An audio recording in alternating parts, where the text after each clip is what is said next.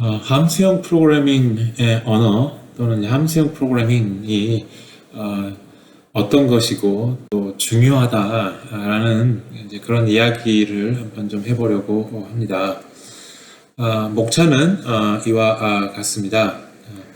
일단은 프로그래밍 언어죠. 함수형 프로그래밍 언어는 프로그래밍 언어의 한 가지 패러다임이 되겠는데요. 일단 프로그래밍 언어라고 하는 게 무엇인가라고 살펴보면 소프트웨어를 구성하기 위한 이제 규칙이 되겠죠. 그래서 이제 어떤 소프트웨어를 작성하는데 프로그램을 작성하는 데 있어서 이제 구문이라고 하는 것도 있고 또 구문이 이제 올바로 잘 작성이 되느냐 안 되느냐 뭐 이런 규칙이 있을 수도 있겠고 또 이제 구문의 범위를 벗어나서 어떤 의미적으로 이게 합당한 프로그램이냐 아니냐 뭐 이런 의미 규칙 같은 것들도 프로그래밍 언어에서 이제 정의하는 것입니다.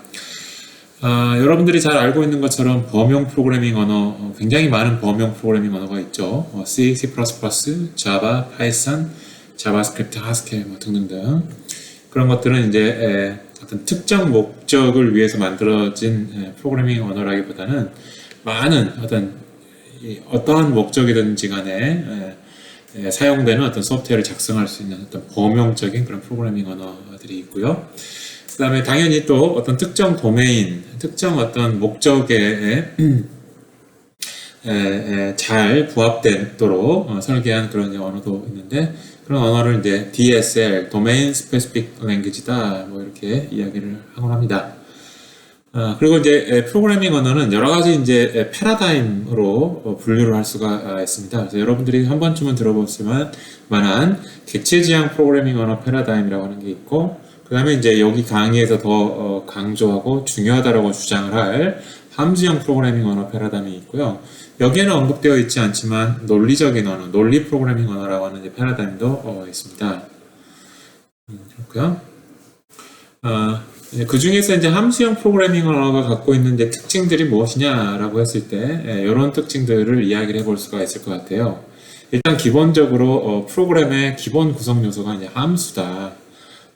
이 함수가 굉장히 자유롭고 이렇게 쓸 수 있다. 다른 어떤 패러다임의 언어의 프로그래밍 언어에서보다 라고 하는 것이고요. 특히 이제 고차원 함수, 고차원 람다 함수 그랬는데 그냥 고차원 함수. 그래서 함수를 마음대로 인자로 전달하기도 하고 리턴 값으로 뭐 리턴하기도 하고 함수 자체를 어떤 데이터 스트럭처에다가 함수를 마음대로 저장하고 싶은 만큼 저장하기도 하고 이렇게 함수를 아주 자유롭게 다룰 수 있다라는 게 함수형 프로그래밍 언어의 큰 특징 중에 하나겠습니다. 또 다른 특징이라고 하면은 이제 타입을 잘 지키도록 보통 이제 만드는 그런 경향들이 있고요. 타입이라고 하는 거. 그 다음에 한 번의 값들이 어떤 메모리 중심의 어떤 프로그램 뷰가 아니라 어떤 불변의 값을 갖고 있는 어떤 그런 관점에서 어떤 프로그램을 작성하게 된다. 불변 값이다. immutable value가 기본적인 어떤 프로그래밍에서 지원하는 특징이다 라고 하는 것입니다. 이 함수형 프로그래밍 언어는 1930년, 그러니까 아직 컴퓨터가 나오기도 전이죠. 람다 계산법, 람다 캘큘러스라고 하는 어떤 수학적인 모델이 이 함수형 프로그래밍 언어의 이제 기원이 되겠고요. 이 람다 계산법, 람다 캘큘러스라고 하는 게 어떤 프로그래밍 언어, 초창기 프로그래밍 언어, 1950년대 리스비라고 하는 프로그래밍 언어를 설계하는데 아주 기초가 되었죠. 람다 계산법이. 그리고 이제 이 리스비라는 프로그래밍 언어가 이제 컴퓨터의 역사, 또 프로그래밍 언어의 역사가 이제 오래됨에 따라서 지금 현재 어떤 현대의 함수형 프로그래밍 언어다라고 할 수 있는 하스켈이나 뭐 오케멜이나 이런 언어들을 설계하는 데까지도 이제 영향을 주었죠. 이게 이제 한 가지 역사라고 함수형 프로그래밍 언어의 역사로 이제 보시면 될 것 같습니다. 그런데 함수형 프로그래밍 언어 패러다임에서에 속하는 프로그래밍 언어만 이러한 함수형 언어의 특징을 갖고 있는 것은 아니고 최근에는 여러분들이 알고 있는 모든 현대 프로그래밍 언어, 주로 이제 객체 지향 프로그래밍 언어, C++, Java, Python, 자바스크립트 이런데 다 람다라고 하는 기본적인 특징, 요 특징이 바로 이제 함수형 프로그래밍 언어의 아주 핵심적인 특징인데 그 핵심적인 특징들이 이제 나중에 다 탑재가 되고 있죠. C++ 처음 나올 때는 그런 특징이 탑재되어 있지는 않았지만 최근에 C++ 언어가 에는 그런 람다 함수의 특징들이 다 들어가 있어요. 자바도 마찬가지고 파이썬도 마찬가지고 자바스크립트도 마찬가지고 이렇게 함수형 언어의 기본적인 특징이 이제 보편화가 되었다. 다른 주요 현대 프로그래밍 언어의 보편화가 됐다라고 여러분들이 이해를 하시면 될 것 같습니다. 그리고 또 특히 요새는 이제 웹 프로그래밍이 굉장히 많이 인터넷이라든지 웹 서비스 이런 것들이 이제 거의 없으면 모든 어떤 시스템들이 어떤 그런 웹상에서 뭔가 이루어지고 있죠. 그래서 웹 프로그래밍을 해야 될 일이 굉장히 많이 있고 그런데 이 웹 프로그래밍 할 때 객체 지향 스타일뿐만 아니라 함수형 프로그래밍 스타일이 굉장히 각광을 받고 있어요. 이런 것 때문에 함수형 프로그래밍 언어에 대한 관심이 지금 현재 굉장히 높습니다. 그렇고요. 그래서 아마도 그렇고요. 그 다음에 또 맨 마지막에 사실 제일 강조하고 싶은 그런 내용 중에 하나인데요. 함수형 프로그래밍 언어라고 하는 거는 어떤 수학적인 배경을 가지고 있어요. 여기서 수학적인 배경이라고 하는 거는 이제 람다 계산법이죠.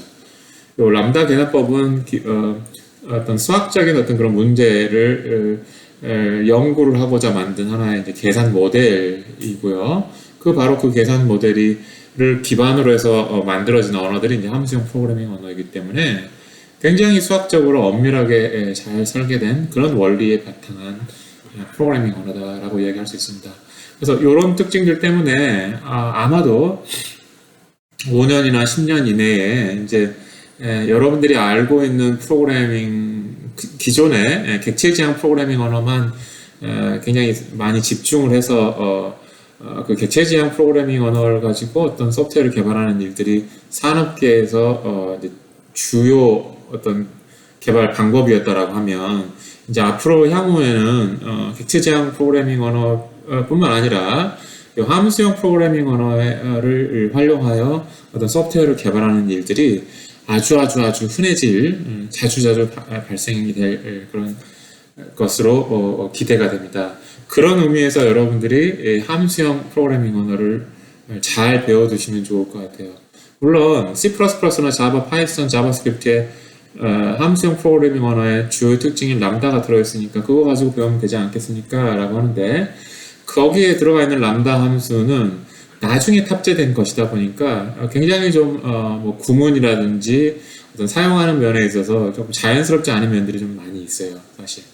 그래서 아예 정통으로 이런 함수형 프로그래밍 언어 특징을 가지고 설계된 언어를 하나 정도 배워놓으시면 여러분들이 그 언어로 직접 어떤 실제 회사에서 개발을 하지 않다 하더라도 그 언어를 배운 것만으로 하더라도 다른 언어, C++, 자바, 파이썬, 자바스크립트 다른 언어로 프로그래밍을 하는 거가 좀 달라지는 것을 여러분들 느껴질 수 있을 것입니다.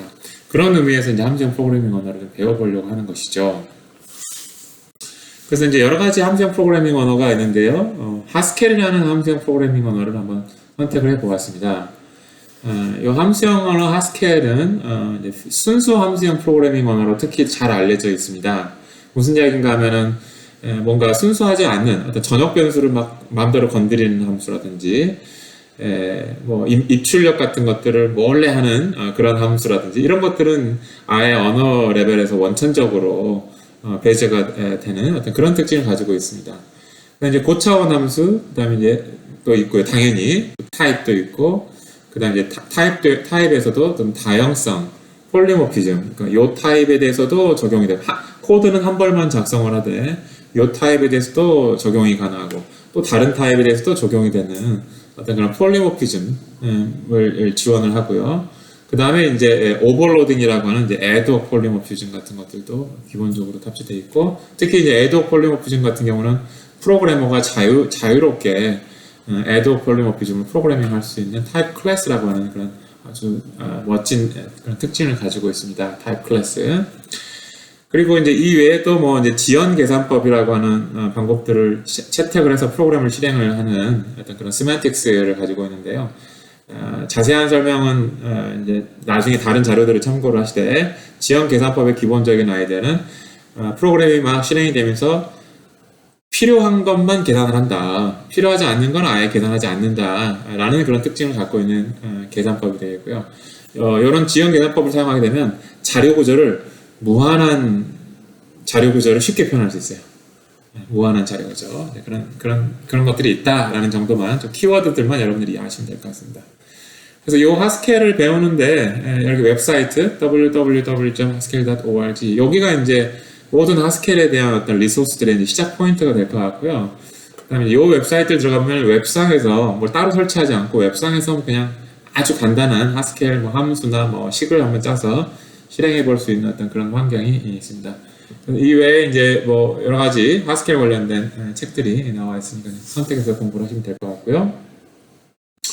여기에서는 이제 하스켈의 각각의 특징에 대해서 이제 맛보기만 좀 살펴보도록 하고, 요 강의가 끝나고 이제 본격적으로 이제 하스켈 강의 실습 강의를 이렇게 하면서 이제 그때 이제 제대로 배워보도록 하겠습니다. 여기서는 그냥 아이디어만 가볍게 들으시면 좋을 것 같습니다.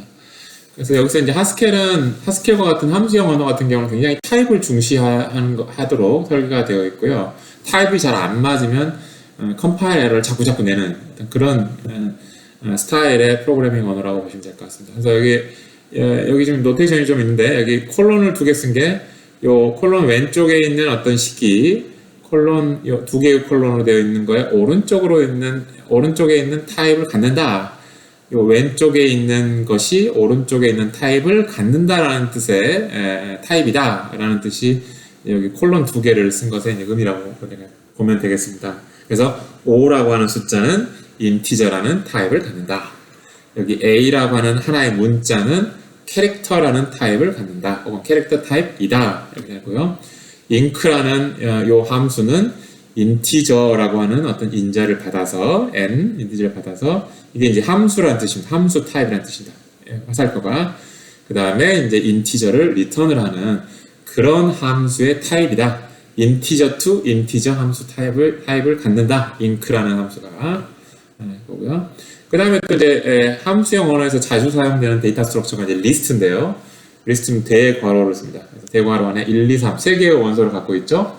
참고로 이야기하면 하스켈은 리스트 안에 이제 똑같은 자료형의 값들만 있도록 이렇게 제한을 해 두었습니다. 그래서 1과 2와 3은 다 인티저 타입이죠.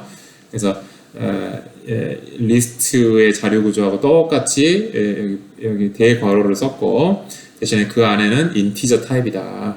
그래서 1, 2, 3이라고 하는 리스트는 인티저를 원소로 하는 리스트 타입을 갖는다. 또는 인티저를 원소로 하는 리스트 타입이다. 뭐 이렇게 라고 할 수 있고요. 그 다음에 이렇게 괄호를 열고 자기가 원하는 개수만큼 콤마로 구분해서 이렇게 나열을 할 수 있어요. 이거를 튜플이라고 해요. 튜플 중에서 이제 2개짜리는 페어, 쌍 이야기고, 3개, 4개, 5개 이런 것들은 튜플이라고 이야기하고요. 그래서 여기서는 캐릭터 하나랑 4라는 인티저 그 2개를 모아놓은 어떤 튜플 또는 페어의 식을 하나 작성을 해봤고요. 요거는 이제 어떤 타입을 갖느냐, 똑같은 모양으로 페어 타입을 갖는 거예요. 원소는 캐릭터이고 인티저이고. 그래서 당연히 이제 여기 튜플 또는 페어에는 여기 이제 각각의 원소의 타입들이 다를 수 있으니까 원소들을 다 꼭 집어서 이야기해줘야 되죠. B는 캐릭터 타입이고 4는 인티저 타입이고 이런 식으로. 그렇습니다. 그 다음에 이제 방금 이야기한 타입들은 모노 타입이에요. 한 가지 목적으로만 그 타입을 쓸 수 있는 모노 타입이라고 보면 될 것 같고요. 근데 한 가지의 코드만 작성을 해서 여러 가지의 목적으로 사용할 수 있는 다형 타입이라고 하는 게 있습니다. 다형 타입이라는 게. 그래서 length라고 하는 요 함수의 타입을 보시면 여기 지금 소문자 A로 되어 있어요. 그래서 요게 아까 제가 리스트 타입이라고 했으니까 요게 함수인데 요 화살표가 있으니까 함수라고 하는 거고, 그다음 리턴 타입은 인티저로 고정이 되어 있죠. 어떤 뭔가 리스트의 길이를 리턴하는 거니까 길이는 인티저로 고정이 되어 있는 거 자연스럽고, 그런데 인자를 보니까 이게 인티저 리스트인지 캐릭터 리스트인지 그게 지정이 정확하게 꼭 집어서 지정되어 있지 않고 그냥 A라고 그냥 모호하게 되어 있단 말이에요. A가 도대체 인티저냐 캐릭터냐 다 된다는 이야기예요. 그래서 A라고 하는 거는 타입 변수라고 해가지고 타입 변수에 인티저 타입이 올 수도 있고 캐릭터가 올 수도 있고 사실 또 다른 리스트가 올 수도 있고요. 뭐 펑션 타입이 올 수도 있어요. 그래서 타입 변수는 뭔가 타입을 담을 수 있는 변수다. 우리가 마치 인티저 변수면 인티저 값을 담을 수 있는 변수인 것처럼, 그래서 그런 타입 변수 A라고 하는 게 소문자로 쓰면 다 타입 변수입니다. 이렇게 대문자 인티저의 i를 쓰면 이건 어떤 하나의 모노 타입이 되는 것이고요. 그래서 요 타입은 이렇게도 쓸 수 있고요. 1, 2, 3. 그러니까 인티저 리스트에 대해서 length라는 함수를 호출하면 3이다 이렇게 나올 수도 있고, 그 다음에 A, B, C라고 하는 캐릭터를 원소로 갖고 있는 리스트를 줘서 요 A라는 타입 변수가 이때는 이제 캐릭터 타입이 되겠죠. 요 때는 1, 2, 3 인티저 타입이 될 것 같고요. 그래서 캐릭터 리스트를 받아서 그 리스트의 길이를 리턴하는 함수가 될 거고, 또 다른 거는 리스트 오브 리스트를 받아가지고 길이를 구하고, 그래서 이런 식으로 한 번의 length라는 코드를 한 번만 작성하고 여러 유형의 타입들에다가 이렇게도 쓰고 저렇게도 쓸 수 있는 그런 특징을 폴리모픽 타입이다 라고 이야기를 합니다. 이거 이외에도 뭐 헤드라든지 테일, 리스트에 있는 제일 앞에 있는 원소 끄집어내는 함수 헤드고, 그 다음에 리스트의 헤드를 제외한 뒷부분, 두 번째, 세 번째, 네 번째 요 부분만 리스트로 떼어놓는 테일이라는 그런 함수도 있고요. 그래서 이제 그런 것들도 다형 타입, 즉 한 벌만 작성을 해서 이렇게 다양한 목적으로 다양한 타입을 가지고 적용할 수 있는 어떤 그런 류의 다형 타입의 특징을 이제 잘 활용한 그런 함수들의 example이라고 보면 될 것 같아요. 헤드, 테일, 랭스 이렇게. 그 다음에 타입 중에서 또 설명을 하고 싶은 타입이 뭐가 있는가라고 하면 사용자 정의 타입이에요. 예를 들면 불리언이라고 하는 데이터 불 그러면 어떤 타입을 선언하는 것이고요. 불이라고 하는 거는 true라는 값 또는 false라는 값을 갖는다.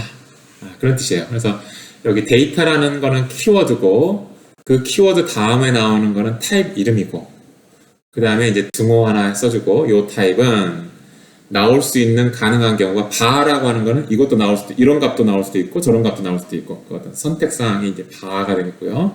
그래서 불 타입의 값은 true가 나올 수도 있고 false가 나올 수 있다. 그래서 요것들은 이제 값들인 거예요. 가능한 값들. 요거는 이제 그 가능한 값들의 타입이 되는 것이고. 그리고 이것도 마찬가지로 이제 컬러라는 타입을 정의하는데요. red라는 값도 가질 수도 있고, 또는 green이라는 값을 가질 수도 있고, 또는 violet이라고 하는 또 값을 가질 수 있다. 라고 여러분들이 컬러라는 타입을 마음대로 정의할 수가 있고요. 또 여기는 지금 다 인자들이 없는 그런 경우인데요. 값에 인자들이 있는 것도 얼마든지 만들 수 있습니다. point A라고 하는 타입을 해서 PTAA, 그러면 이 PTAA라고 하는 게 어떤 값이 되는 것이고, point A가 타입이 되는 것이에요.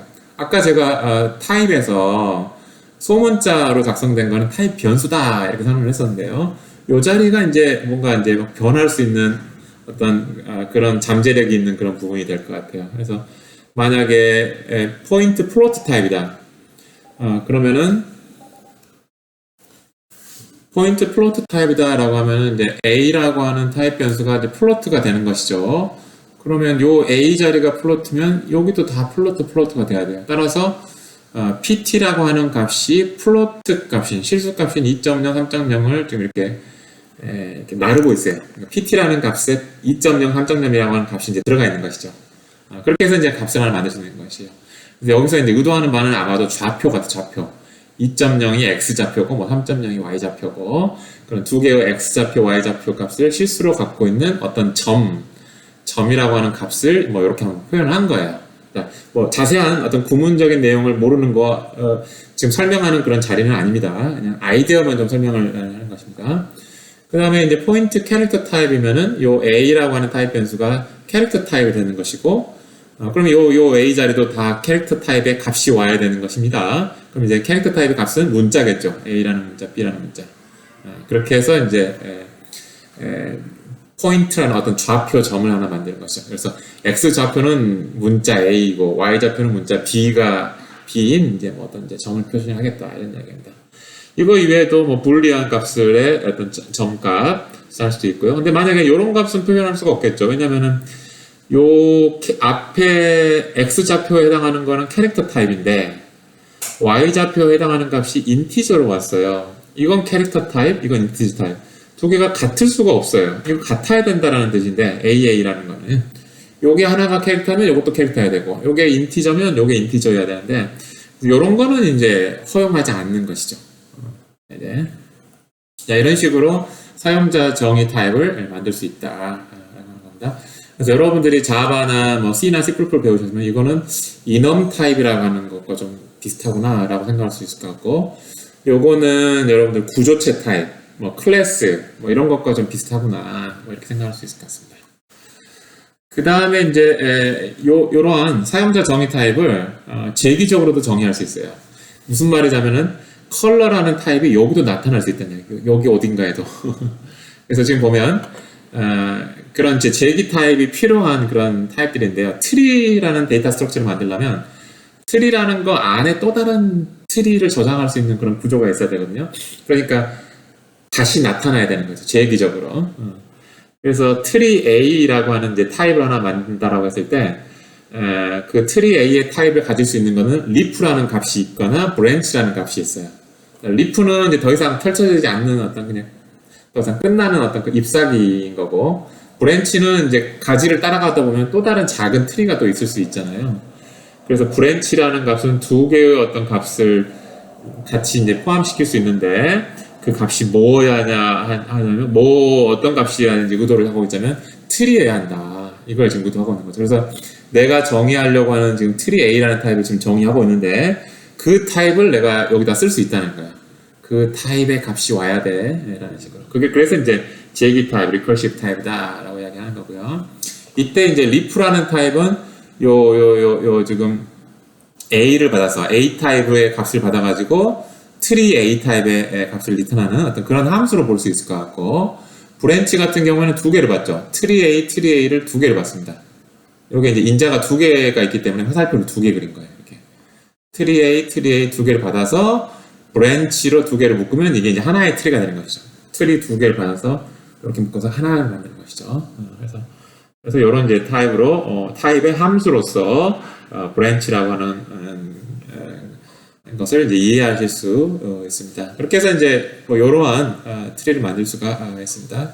그래서 이러한 트리들을 만드는 example 함수, fringe라는 함수가 있으니까 이건 참고하시기 바랍니다. 어쨌든 여기서 이야기하고자 하는 거는 사용자 정의 타입에서 어떤 재기적으로 사용자 정의 타입을 만들 수 있다라는 이야기입니다.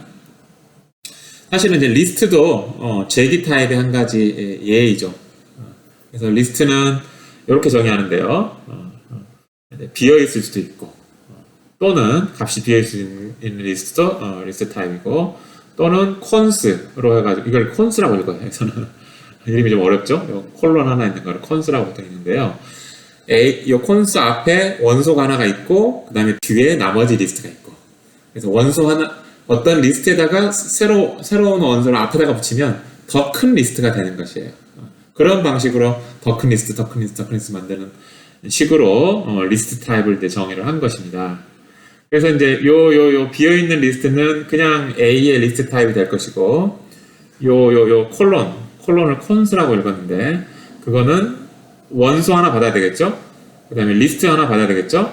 두 개를 조합을 해서 하나 더 큰 리스트를 리턴하는 그런 함수로서 이제 볼 수가 있을 것 같습니다. 그래서 이제 리스트를 다루는 아주 편리한 방법으로 이제 리스트 컴프리헨션, 리스트 제시법이라고 하는 것들도 있고요. 이걸 이용하면 굉장히 리스트 프로그래밍을 간결하게 할 수 있는 그런 장점이 있습니다. 어쨌든 여기서 이 슬라이드에서는 재기 타입이라고 하는 그런 아이디어가 있다라고 하는 거를 이야기를 드렸고요. 일단 다 이해가 되지 않으시더라도 재기 타입이라는 키워드 정도만 뭐 그런 게 있었더라 라고 하는 것만 좀 기억을 하시면 될 것 같습니다. 그 다음에 이제 사실 이게 제일 먼저 나왔었어야 됐을 수 있을 것 같아요. 고차원 함수가 함수형 언어에서 가장 중요한 특징입니다. 고차원 함수라고 하는 건 뭐냐면은 함수를 결과로 리턴할 수도 있고요. 또 함수를 인자로 줄 수도 있고요. 또는 여기는 언급이 되어 있지 않지만 함수를 리스트나 어떤 트리라는 데이터 스트럭처, 자료 구조에다가 저장도 할 수 있고, 이렇게 자유롭게 함수를 쓰는 특징을 고차원 함수다라고 부릅니다. 일단은 그렇고요. 그래서 여기서 이제 add라는 함수가 두 개를 받아야 되는데, 인자가 두 개를 받아들여서 덧셈을 한 결과를 리턴하는 함수인데 하나만 받아들인 거예요. 그러면 그 결과는 어떻게 되겠습니까? 그 다음 인자를 하나 받아서 덧셈을 리턴하는 그런 함수가 되겠죠. 그래서 add 1 이렇게 되면 함수를 결과로 리턴하는 어떤 그런 모양새가 되고, 이게 바로 고차원 함수의 특징을 이용한 것이다 라고 이해하면 될 것 같고요. 그 다음에 이제 map이라는 함수를 보면은 이게 인자를 두 개 봤는데요. 인자를 두 개 봤는데, 두 번째 인자는 그냥 리스트예요. 그래서 함수가 아닐 수도 있는데, 첫 번째 인자가 함수가 된 거죠. 그래서 map이라는 함수는 인자로 A에서 B로 가는 또 다른 함수를 첫 번째 인자로 받는다. 함수를 인자로 주는 그런 형태의 함수예요. 그래서 이런 것들을 잘 이용을 하면 굉장히 간결한 함수들을 프로그램을 작성할 수가 있습니다. 그렇고요. 그리고요, 알겠습니다. 그 다음에 이제 하스켈에서는 무한 자료 구조 라고 하는 것을 표현할 수 있는 어떤 지연 계산법, 필요한 부분만 필요할 때 계산하는 어떤 그런 특징을 가지고 왔습니다. 그래서 예를 들어서 1만 무한히 가지고 있는 리스트 이렇게 쉽게 작성할 수 있고요. 작성할 수가 있습니다. 다른 것들은 참고를 하시고요. 그 다음에 피보나치 수열, 사실 무한히 많죠. 1, 1, 2, 3, 5, 8, 그 다음에 13, 뭐 끝이 없죠. 사실은 무한히 피보나치 수라고 하는 거는 바로 앞에 있는 두 개의 숫자를 더해서 그 다음 숫자로 만드는 것이기 때문에 피보나치 수열의 길이는 무한하단 말이에요. 그럼 그 무한한 걸 어떻게 프로그램으로 작성할래? 라고 했을 때 이렇게 그냥 작성하면 된다는 이야기예요. 무한한 피보나치 수열의 수를 갖고 있는 리스트를 여러분들이 아주 쉽게 작성할 수 있고, 이게 가능한 거는 이제 지연 계산법이라고 하는 방법을 써서 그렇다라고 하는 것입니다. 자, 여기까지 해서 이제 함수형 언어 하스켈이라는 특징을 아주 짤막하게 배웠고, 제가 말은 설명을 많이 드렸지만 이렇게 모든 게 다 이해가 되진 않을 겁니다. 이제 나중에 후속 강의에서 실제 하스켈 프로그래밍을 하나하나 이제 배워보면서 이제 그때 구문이라든지 이런 것들을 좀 배우시면 될 것 같아요. 그래서 이제 아까 앞에서 함수형 언어의 어떤 수학적인 기원이 됐던 수학적 원리가 람다 계산법, 람다 캘큘러스다라고 이제 이야기를 했는데요. 이 람다 계산법, 람다 캘큘러스는 컴퓨터가 아직 만들어지지 않았던 1930년대에 이미 알론조 처치라고 하는 사람에 의해서 이제 만들어진 거고요. 이거는 이 사람이 이제 논리적인 모순이 없는 어떤 수학 체계, 이런 것을 한번 좀 연구를 해보는 차원에서 어떤 기계적인 계산 모델로서 어떤 람다 캘큘러스, 람다 계산법을 하나 만든 거예요. 사실은 요것만 이 당시에 사실 요 어떤 람다 계산법, 람다 캘큘러스라고 하는 게 나오게 된 어떤 이유를 여러분들이 정확하게 이해를 하시려면 그 시대적인 좀 배경을 좀 이해할 필요가 좀 있어요. 그래서 이제 러셀이라는 사람이 이제 패러독스라고 하는 거를 제시함으로써, 야, 이거 논리적으로 모순이 되는 거, 너무너무 논리적으로 모순이 되는 명제들을 너무너무 쉽게 만들어낼 수 있는데, 라고 하는 것들을 좀 이렇게 이야기하기 시작을 했고, 그러다 보니까 그동안에 수학을 연구한 사람들이, 어떠한 사실이 참이다, 어떠한 사실이 거짓이다, 이렇게 그런 것들에 대한 어떤 시어럼 같은 것들을 계속 연구해왔던 그런 수학자들이, 조금 혹시라도 우리가, 이야기했던 그런 참이라고 이야기했던 것들이 혹시나 이런 러셀의 패러독스로 인해 가지고 의심받는 것은 아닐까? 우리가 그동안 했던 수학에 어떤 쌓아 올렸던 그런 내용들이 그런 것들에 대해서 걱정하던 시기였었어요.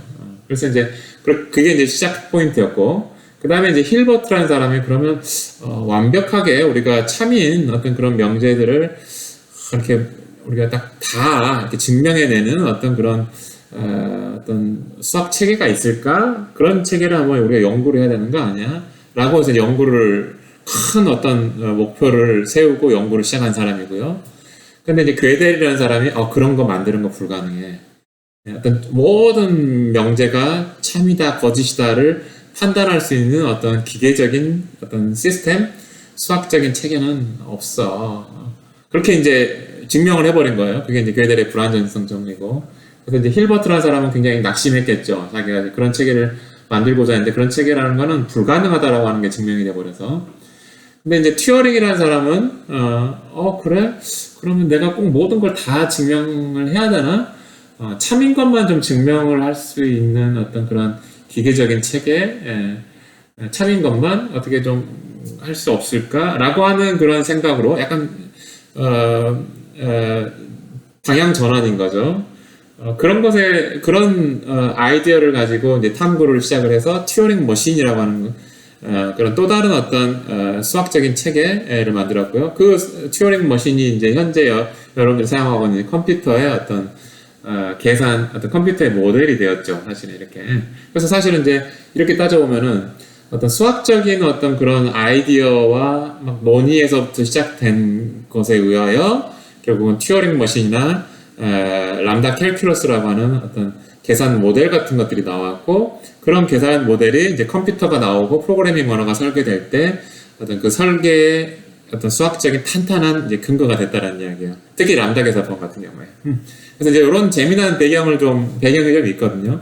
그래서 그 배경에 대해서 잘 궁금한 사람은 로직 코믹스라고 하는 아주 재미난 만화가 있거든요. 그래서 그 만화를 좀 읽어보시면 여러분들이 좀 이해하시는데 도움이 될 것 같습니다. 그래서 람다 계산법에 대해서 좀 간단하게 한번 좀 이야기를 한번 해보는 시간을 좀 가지려고 합니다. 람다 계산법은 그 자체로 하나의 프로그래밍 언어다. 프로그래밍 언어의 기초라고도 이야기할 수 있지만 그냥 그 자체가 하나의 프로그래밍 언어다라고 해도 틀리지 않습니다. 그래서 프로그래밍 언어라면 구문이 있겠죠. 구문 규칙이 있겠죠. 그래서 세 가지로만 작성할 수 있어요. 그래서 x라는 변수를 작성할 수 있고요, 여러분들이. 람다 계산법이라고 하는 아주 작은 프로그래밍 언어로.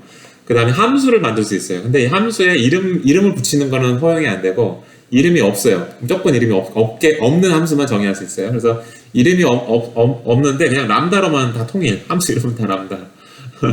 그리고 뒤에 이제 x라는 인자를 받아서 이제 점은 좀 뭐 구분하기 위한 구분자 역할이고요.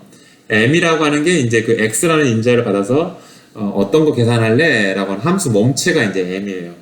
그래서 여러분들이 보통 아는 함수 중에서 이름만 빼고 다 있다. 뭐 이렇게 생각하면 될 것 같아요. 그리고 인자도 하나밖에 없고, 인자는 하나만 허용하고, 하나 x로 받아서 m이라는 어떤 그런 프로그램을 계산해가지고 리턴하는, 그 결과 리턴하는 그런 함수를 정의하는 람다 앱스트랙션이라고 하는 게 있고요. 추상화라는 게 있고. 그럼 이제 함수를 정의해놨으면 그 호출을 해야 될 거잖아요. 호출하는 방법은 이렇게 됐어요. 그래서 m이라고 하는 게 요 람다 x.m이면 n이라고 하는 게 인자가 되는 거예요. 그래서 요 n을 계산해서 인자로 x로 전달해주면 전달해서 호출해라 라고 하는 게 mn이 되겠고요. 함수 호출이고. 조금 구문이 이상하죠. 여러분들은 함수 호출이면 여기다 괄호를 m하고 괄호 열고 괄호를 이렇게 썼을 거고요. 그게 조금 틀린 거고. 그 다음에 보통 여러분들이 함수 호출이라고 그러면 요 m 자리에가 함수의 이름이 나와야 되잖아요.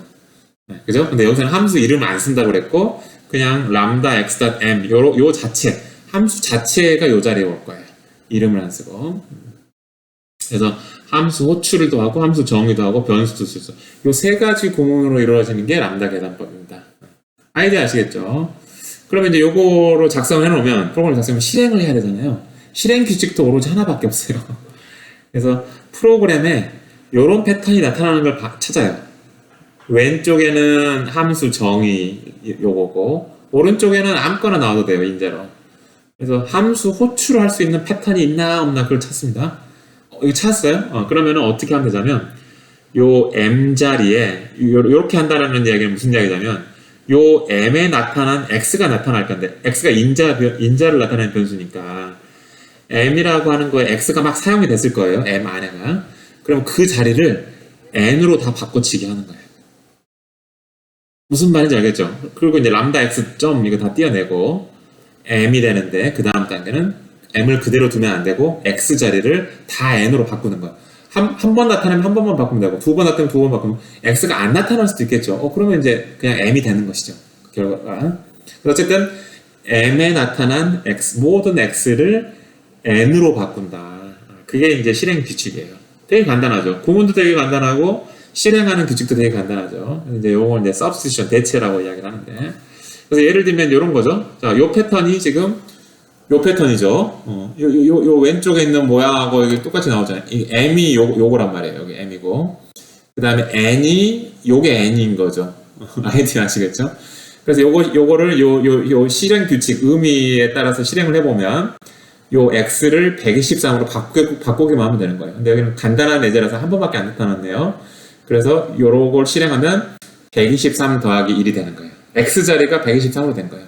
너무너무 심플하죠, 사실은. 그래서 그 다음에 이제 123 더하기 1은 이제 124가 될 것이고, 요게 이제 람다 계산법의 전부예요. 그런데 도대체 야 이거 뭐 구문도 뭐 이 세 개밖에 없고 뭐 의미 규칙이라고 하는 것도 뭐 되게 심플하고 이 간단하게 짝이 없는 람다 캘큘러스, 람다 계산법은 대체 무슨 유용한 일을 할 수 있을까? 이거 아무 짝에도 쓸모없고 괜히 뭐 수학하는 사람이 어려운 말 하려고 이렇게 막 만든 막 머리 우리 같은 사람 머리 아프게 하려고 만든 거 아니냐라는 생각이 들죠. 그런데 그렇지 않아요. 자 이거 가지고 논리곱이라고 하는 프로그래밍을 해볼게요. 논리곱은 뭐냐면 B하고 C가 둘 다 참이면 참이 되고 그렇지 않고 어느 하나라도 거짓이 적어도 하나 있으면 다 거짓인 그게 바로 논리곱이라는 거 여러분들 잘 알고 있죠. 그래서 이 곱이라고 하는 AND라는 펑션을 한번 만들어 볼 거예요. AND라는 펑션. 그럼 당연히 인자를 두 개 받아야 되겠죠. B 하나 받고 C 하나 받고. 그래서 둘 다 참이면 참을 리턴하는 AND라는 펑션 만들고 싶은 거예요. 그 이외에는 무조건 false를 리턴하는. 문제 이해되셨나요? 다시 한번 이야기합니다. 논리곱이라고 하는 거를 구현하는 함수 AND라는 함수를 만들어 보겠다. 당연히 인자 두 개를 받습니다. 인자 두 개를.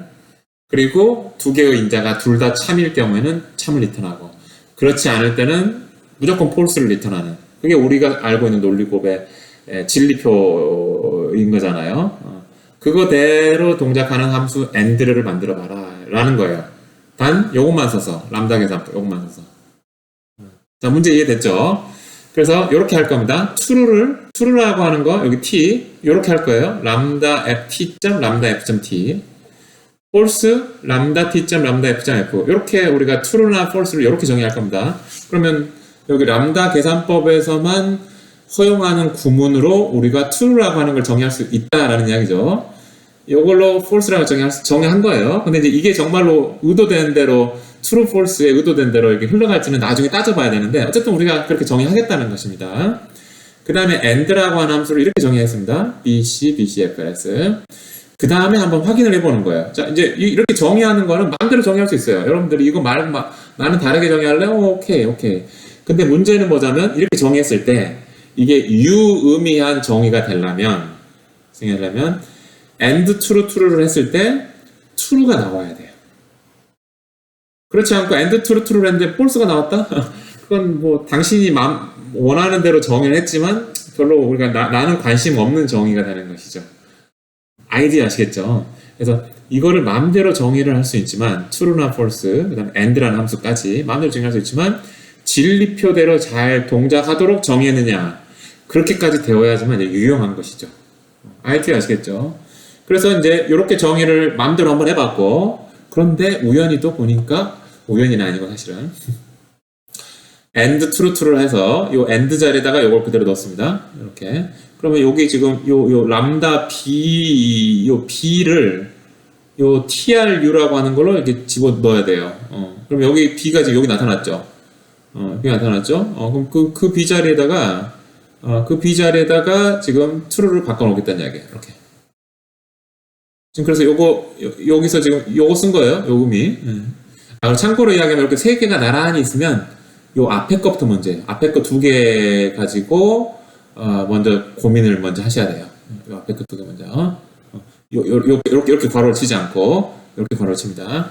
요걸 조금 괄호를 좀 제가 쳐놓을까요? and true 이렇게 됩니다. 요거 먼저 하시는 겁니다. 이렇게. 이렇게.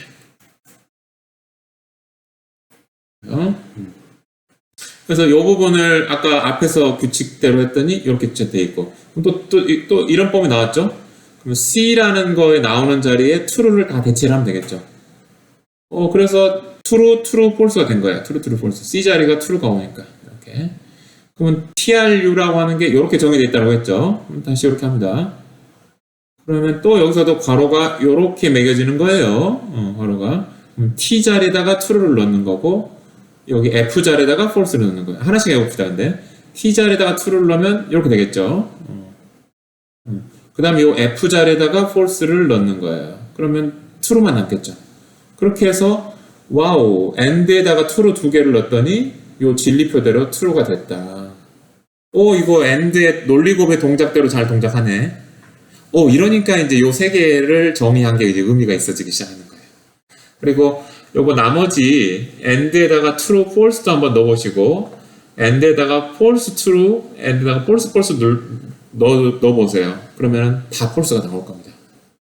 그래서 람다 계산법 되게 심플한 것 같은데 아무짝에도 쓸모없는 것 같은데 그래도 적어도 요 슬라이드까지 설명을 들으니까 and라는 그런 함수를 만들 수 있네 라는 것까지는 된 거예요. 이제 조금 뭔가 이거 좀 심상치 않아지기 시작하죠. 그래서 여러분들 요거 한번 꼭 해보시기 바랍니다. 이게 결과가 뭐가 나옵니까? false가 나와야 되겠죠? 요게 나와야 됩니다. 요 그대로만 적용하는 거예요. 요걸 그대로 객관적으로 딴만 먹지 말고 요것만 그대로 적용을 반복적으로 하면은 요게 나온다라는 게 이제 기대하는 반대 정말로 나오는지 한번 여러분들 트라이를 한번 해보세요. 근데 논리 곱만 하는 게 아니라 논리 합도 할 수 있고 논리 부정도 할 수 있어요. 그러려면 뭐가 돼야 될지 한번 고민을 해보시기 바랍니다. 근데 좀 어려운 내용이에요. 그래서 여기 슬라이드에 제일 뒤에 답을 사실 적어놨습니다. 5화가 뭐가 되면 요걸 그대로 구현할 수 있는지, 또 not을 뭐로 어떤 함수로 람다 계산법에 어떤 함수로 정의하면 요걸 그대로 구현할 수 있는지 한번 고민을 해보시되 아마 조금 어려울 겁니다. 그래서 제가 요 슬라이드 제일 뒤에다가 답을 사실 달아놨으니까 좀 생각은 좀 해보시고 한번 답을 맞춰보시면 좋을 것 같습니다. 그래서 여기까지 어쨌든 논리곱도 우리가 람다 계산법으로 구현할 수 있고 논리합도 부정도 다 구현할 수 있다는 이야기예요. 그것뿐만 아니라 숫자도 계산할 수 있어요. 덧셈 숫자를 0을 이렇게 쓰고 2를 이렇게 쓰고 2를 이렇게 3을 쓰고 덧셈을 이렇게 할 거예요. 그러면은 어떻게 하자면 이 플러스에다가 C1, C2를 인자로 주고 나서 여러분들이 이 의미도로만 막 계속 적용을 해서 여러분 아무 생각하지 마세요. 그냥 요것만 그냥 기계적으로 이렇게 적용을 해보세요. 적용을 하면 C3가 나와요. 여기 나와요. 그래서 덧셈도 할 수 있는 거예요. 그래서 이것뿐만 아니라 덧셈, 곱셈 뭐 다 할 수 있고요. 그 다음에 여러분들이 알고 있는 뭐 리스트 프로그래밍, 튜플 프로그래밍, 제기 함수, 뭐 데이터 타입 다루는 거 다 할 수 있어요. 그래서 따져보니까 컴퓨터로 할 수 있는 거 다 할 수 있다는 이야기예요. 컴퓨터가 뭐냐면 사실은 논리 연산이 컴퓨터 안에 들어있어요. and, or, not. 이거 아까 할 수 있다고 그랬잖아요. 그 다음에 산술 연산 아까 덧셈 할 수 있다라고 제가 좀 언급은 했죠. 자세하게 설명하진 않았지만 여기 요렇게 숫자를 0, 1, 2, 3 표현하시고요. 플러스라고 하는 걸 이렇게 정의를 하시면요. 여기 C1, C2 플러스 이렇게 하면 C3 이게 나옵니다. 이걸 기계적으로 나오게 할 수 있어요. 덧셈 할 수 있어요. 그 다음에 메모리라고 하는 것도 사실은 and, or, not 게이트를 이렇게 막 선만 꼬아 놓은 거예요, 이게. 그래서 and, or, not 게이트를 표현할 수 있으면 이렇게 1비트 메모리 할 수 있어요. 그래서 논리 연산, 산술 연산, 메모리 결국 이 세 가지가 포함된 게 컴퓨터인데 요거 다 할 수 있다는 이야기예요, 람다 계산법으로. 그래서 컴퓨터가 할 수 있는 모든 일을 다 할 수 있다는 거를 튜어링 컴플리트 하다 그렇게 이야기를 합니다. 그래서 람다 계산법이 그래서 제가 말씀드리고 싶은 요점은 뭐냐면 이렇게 구문도 간단하고 의미 규칙도 되게 간단하게 짝이 없는 이 람다 계산법으로 어마어마하게도 여러분들이 지금 하고 있는 모든 일들, 컴퓨터로 하고 있는 모든 일들 다 할 수 있다. 튜어링 컴플리트 하다. 라고 하는 걸 이야기하고 싶은 거예요. 그러면 이제 이야기가 달라지기 시작하죠. 그러면 이 람다 계산법을 기초로 해서 그걸 이제 조금 더 편하게 좀 간결하게 프로그램 할 수 있도록 언어를 설계하면 컴퓨터가 할 수 있는 일을 다 이 언어로 작성할 수 있다는 뜻이에요. 그렇게 해서 나온 게 함수형 언어, 펑셔널 랭귀지예요. 아이디어 아시겠죠? 그래서 람다 계산법이라고 하는 걸 만든 알론조 처치, 그 다음에 이제 튜어링 기계를 만든 이제 알렌 튜어링이라는 사람 정도는 상식적으로 좀 알아두시고요. 이 람다 계산법으로 컴퓨터가 할 수 있는 모든 일을 할 수 있다라는 거를 람다 계산법이 튜어링 완전성을 갖는다라는 뜻이에요. 일단은 자, 되고요. 자, 그게 이제 그래서 이제 나온 게 함수형 프로그래밍 언어가 되겠고요. 근데 이제 여기까지가 이제 한 단락 이야기가 이제 끝난 겁니다. 아, 람다 계산법이라고 하는 프로그래밍 언어의 원리가 있고 그거에 기반해서 함수형 언어, 뭐 하스켈 같은 것들이 만들어졌구나. 그리고 그게 수학적인 원리가 다 깃들어져 있구나. 여기까지가 이제 말씀드리는 포인트고, 지금 이제 그 뒤에 나오는 슬라이드에서 이제 이야기하고 싶은 포인트들은요, 이 람다 계산법을 가지고 작성할 수 있는 프로그램이 다 좋은 프로그램은 아니에요.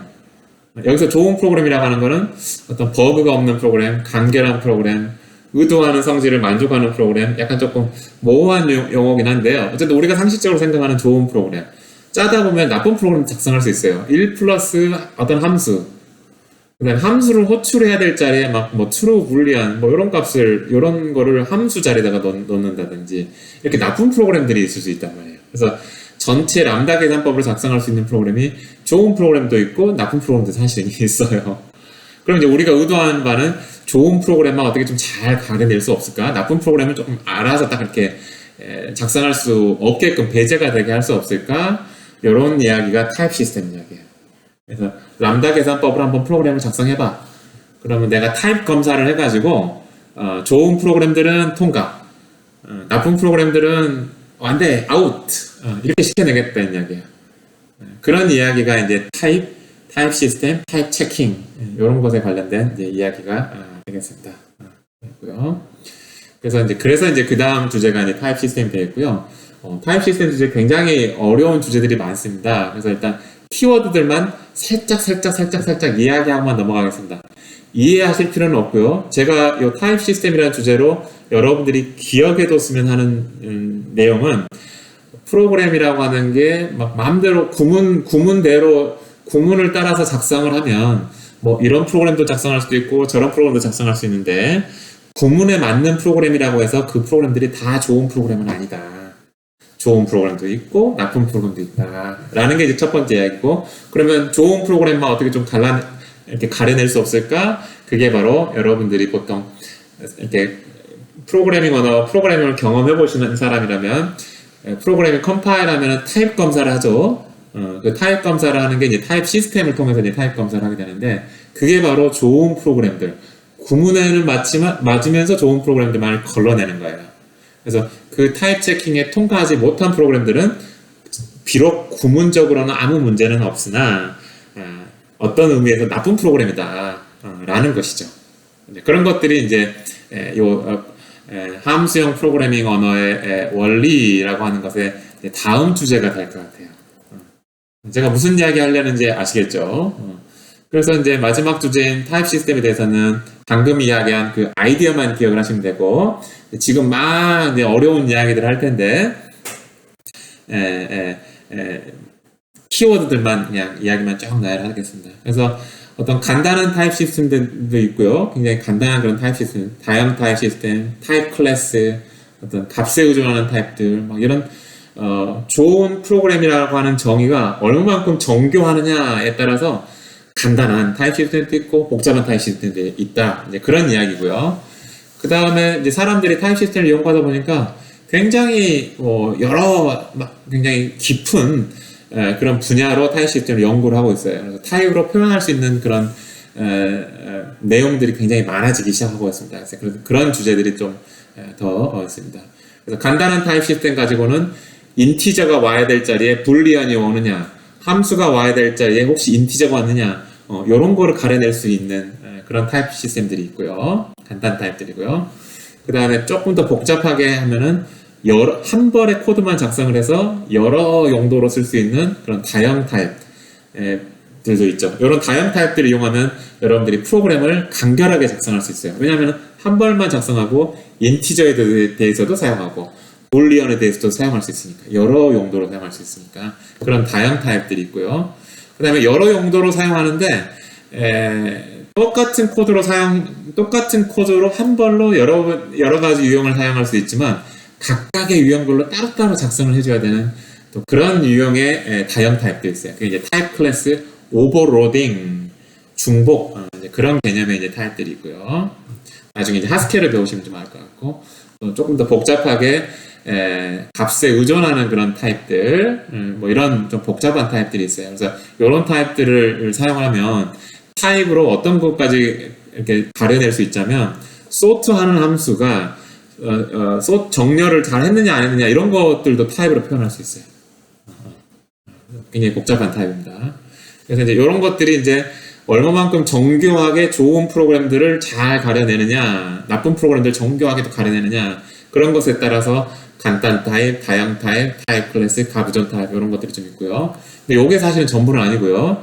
타입 시스템이라고 하는 거는 지금 이야기한 어떤 좋은 프로그램, 나쁜 프로그램을 가려내기 위한 그런 용도로도 사용되지만 사실은 그 이상의 일도 할 수 있어요. 그래서 처음에는 러셀의 패러독스라고 하는 걸 해결하기 위해서 타입이라고 하는 아이디어가 이제 도입을 했고요.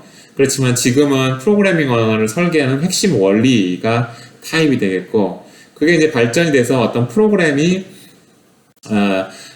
어떤 수학적인 명제가 잘 맞았느냐 안 맞았느냐를 자동으로 증명을 해내지는 못하지만 사람이 증명을 하긴 해야 되지만 사람이 증명해 놓은 거를 자동으로 검사하는 것 정도는 타입 이론으로 할 수 있어요.